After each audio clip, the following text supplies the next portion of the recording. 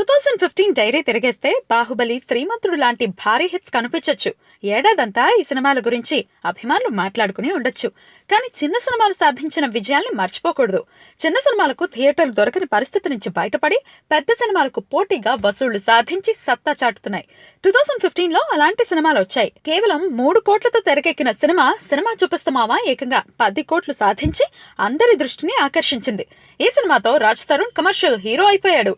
Hat trick మూవీగా వచ్చిన కుమారి 21F కుర్రకారికి తెగ నచ్చేసింది. ఈ సినిమా బడ్జెట్ కూడా 3.5 కోట్ల లోపే. అయితే 16 కోట్లతో కాసుల వర్షం కురిపించుకుంది. రాజుగారి గద్దెను కూడా 2.5 కోట్లలోనే తీసేశారు.